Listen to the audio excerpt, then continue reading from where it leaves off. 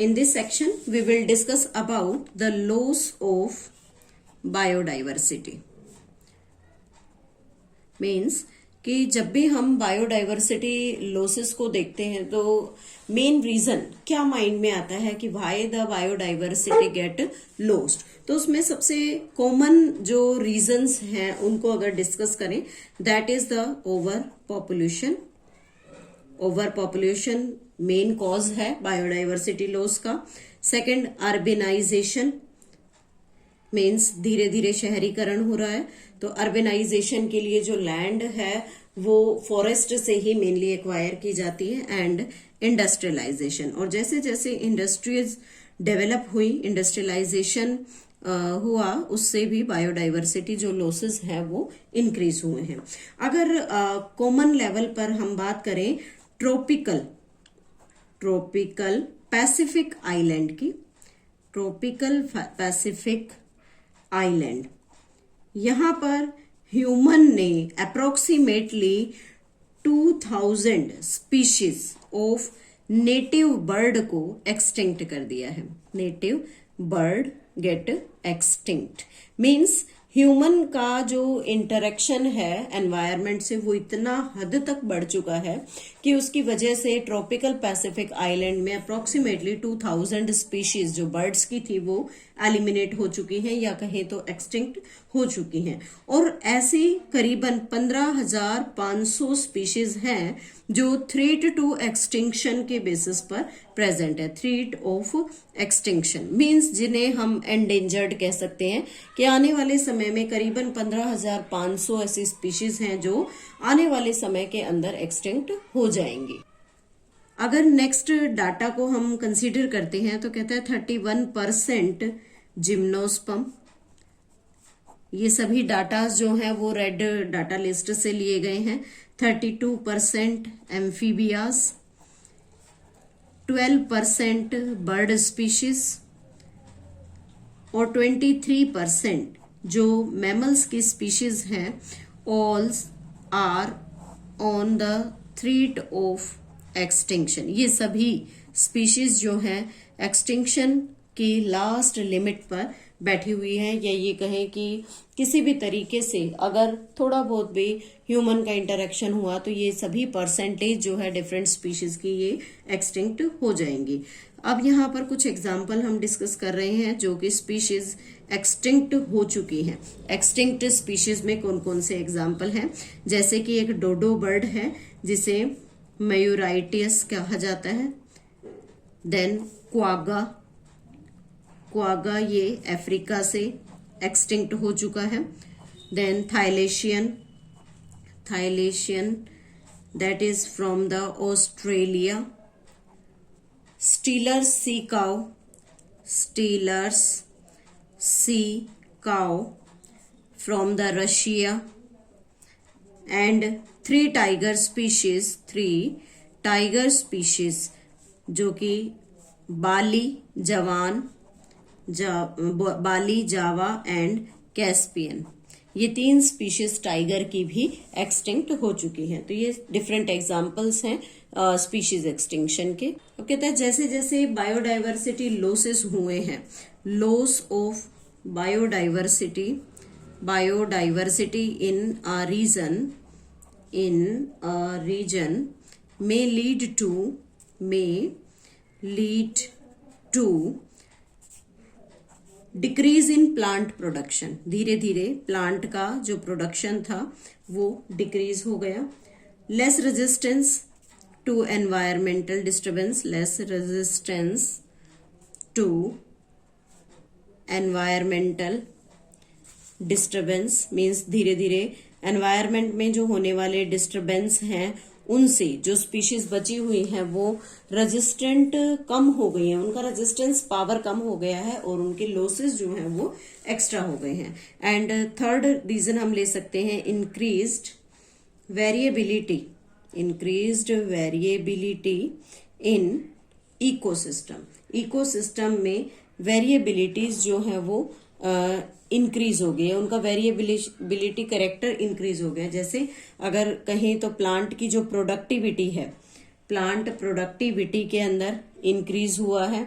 उसके साथ साथ नेक्स्ट हम ले सकते हैं कि डिजीज साइकिल्स जो है वो इंक्रीज हुई हैं, डिजीज साइकिल। तो इस तरह से बहुत सारे चेंजेस जो हैं वो बायोडाइवर्सिटी लॉस की वजह से किसी भी एक स्पेसिफिक रीजन में हम ऑब्जर्व कर सकते हैं।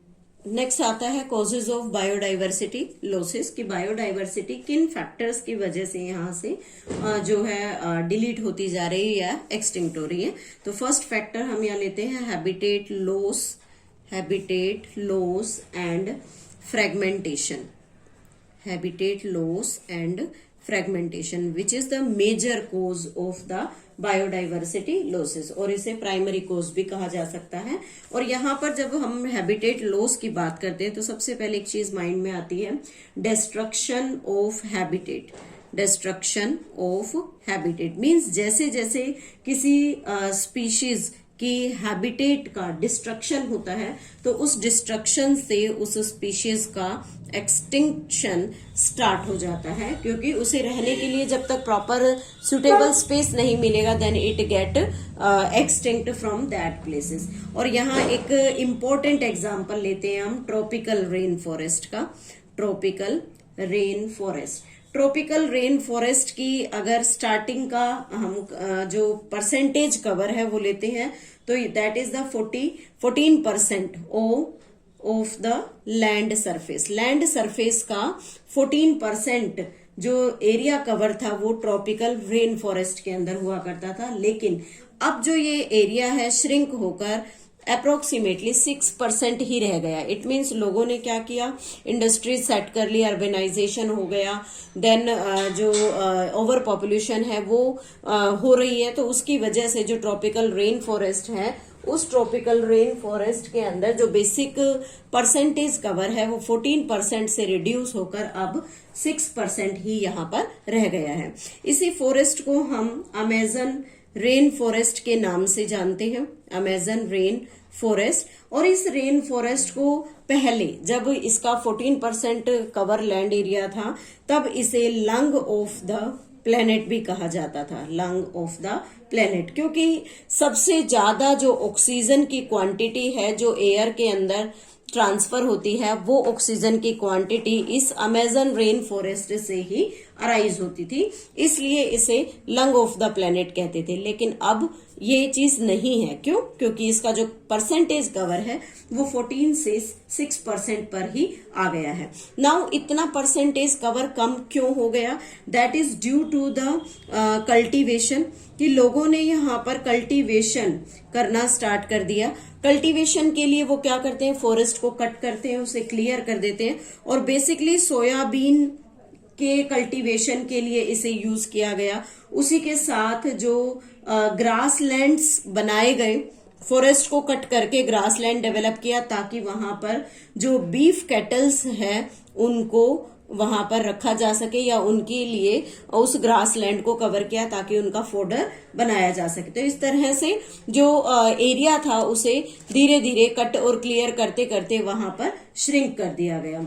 अगर किसी लार्ज हैबिटेट की बात करें तो लार्ज हैबिटेट जो होती है, कोई भी लार्ज हैबिटेट अगर हम डिस्कस करते हैं, जैसे कि उसमें सबसे पहले हम फॉरेस्ट की ही बात करते हैं, तो उस फॉरेस्ट में फ्रेगमेंटेशन हो जाता है।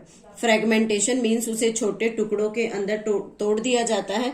फ्रेगमेंटेशन किस लिए करते हैं? ड्यू टू ह्यूमन सेटलमेंट, कि वहां पर जो पॉपुलेशन है वो इंक्रीज हो रही है और उस ह्यूमन सेटलमेंट के लिए वहां पर फ्रेगमेंटेशन कर दिया। उसी के साथ कोई स्पेसिफिक वहां से बिल्डिंग ऑफ रोड के लिए प्रोजेक्ट लॉन्च हुआ, बिल्डिंग ऑफ रोड्स, वहां पर रोड बना दिए जाते हैं। डिगिंग ऑफ कैनाल्स मीन्स वहां कैनाल्स को बना दिया गया। तो ये कुछ रीजंस हैं जिनके लिए जो लार्ज हैबिटेट होता है उस हैबिटेट को धीरे धीरे डिस्ट्रक्ट कर दिया जाता है, जिससे जो माइग्रेटरी बर्ड होते हैं उनकी, माइग्रेटरी बर्ड की जो हैबिटेट है वो भी डिक्लाइन हो जाती है। मीन्स जो माइग्रेटरी बर्ड दूसरे देशों से अपने हजार्डस एनवायरनमेंट को छोड़कर हॉस्पिटेबल एरिया के अंदर आते हैं, तो उन्हें भी एक स्पेसिफिक लोकेशन चाहिए होता है, एक हॉस्पिटेबिलिटी चाहिए। तो उस हॉस्पिटेबिलिटी को भी यहाँ पर काफी नुकसान हुआ due to the destruction of the habitat of the wild life या वाइल्ड ऑर्गेनिजम्स। सेकेंड फैक्टर आता है यहाँ पर over exploitation. Over exploitation is the second cause of the loss of biodiversity. Means कहता है कि जब ह्यूमन की नीड उसकी ग्रीड में बदल जाती है, when humans need changes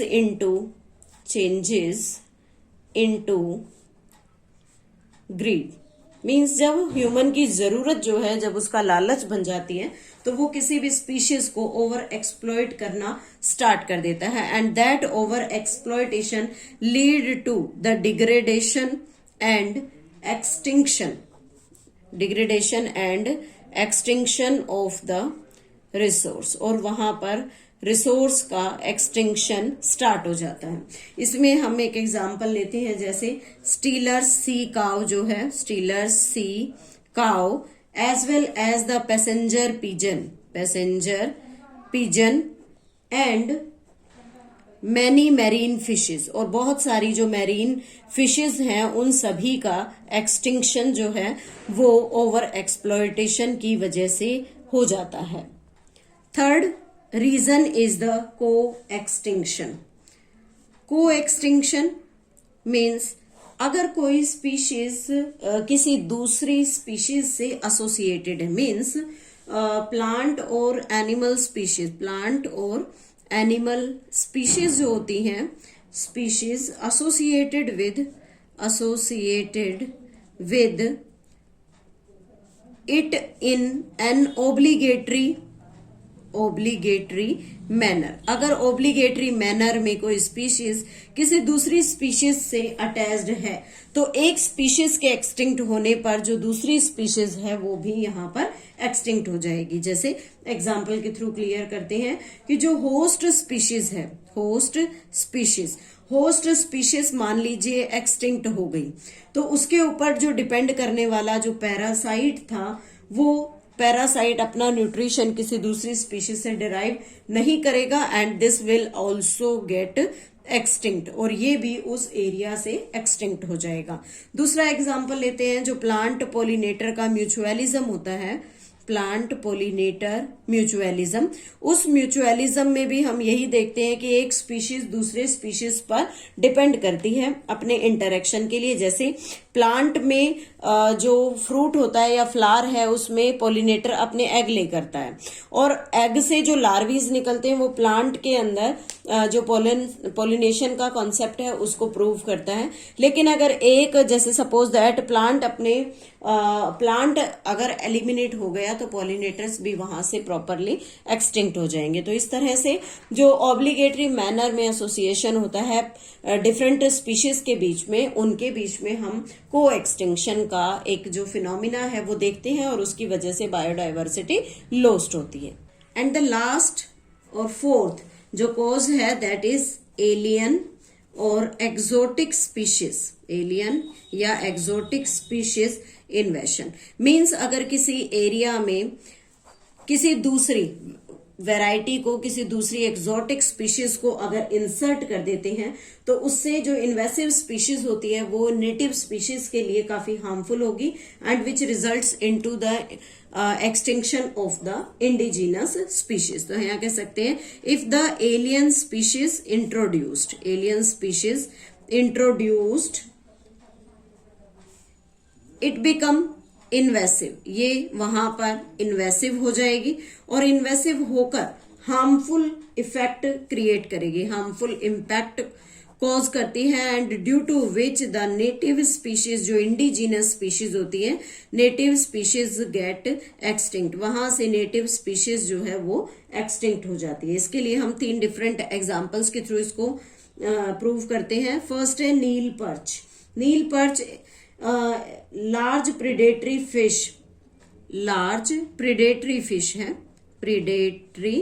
fish.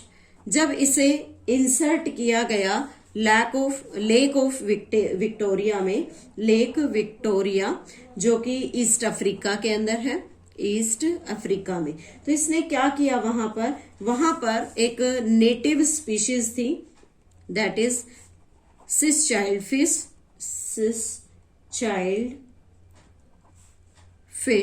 उस चाइल्ड फिश को इसने प्रॉपरली वहां से एक्सटिंक्ट कर दिया। तो नील पर्च का लेक ऑफ विक्टोरिया में इंट्रोड्यूस करना, डेलिबरेटली उसे इंट्रोड्यूस करना, उसने हार्मफुल इम्पैक्ट वहां की चाइल्ड फिश के ऊपर कोज किया, जो कि वो नेटिव फिश थी, और उसकी स्पीशीज को वहां से इसने पूरी तरह से एक्सटिंक्ट कर दिया। सेकेंड एग्जाम्पल यहां पर हम लेते हैं पार्थिनियम का।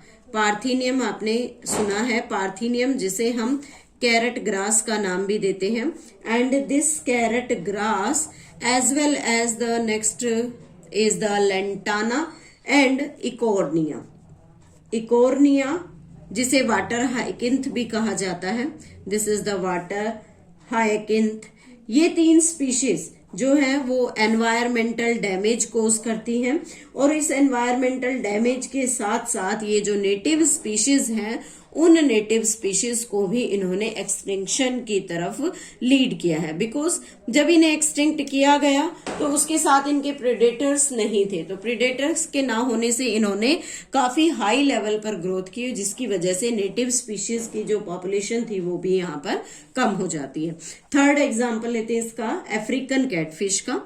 अफ्रीकन कैटफिश को इंट्रोड्यूस किया गया, कैटफिश, इसका नाम हम यहाँ ले तो क्लैरियस गैरीपाइनस, दिस इज गैरीपाइनस। इसे एक्वा कल्चर पर्पस के लिए लाया गया है, एक्वा कल्चर पर्पस के लिए लाया गया, और इस पर्पस के लिए लाने से इसका जो इम्पैक्ट था वो किस पर हुआ, जो नेटिव कैटफिश थी, नेटिव कैटफिश इंडियन रिवर्स के अंदर, जो इंडियन रिवर्स थी उनके अंदर जो नेटिव कैटफिश थी, उन नेटिव कैटफिश पर इसका नेगेटिव इम्पैक्ट रहा। इसने वहां पर अपनी हाई फीडिंग एफिशिएंसी की वजह से नेटिव स्पीशीज को प्रॉपरली एक्सटिंक्ट कर दिया। तो इस तरह से डिफरेंट स्पीशीज को एक्सोटिकली किसी एरिया में इंसर्ट करने से रिजल्ट हमेशा एक्सटिंक्शन की तरफ आता है और नेटिव स्पीशीज जो है वो लॉस्ट हो जाती है। So this is all about the species extinction,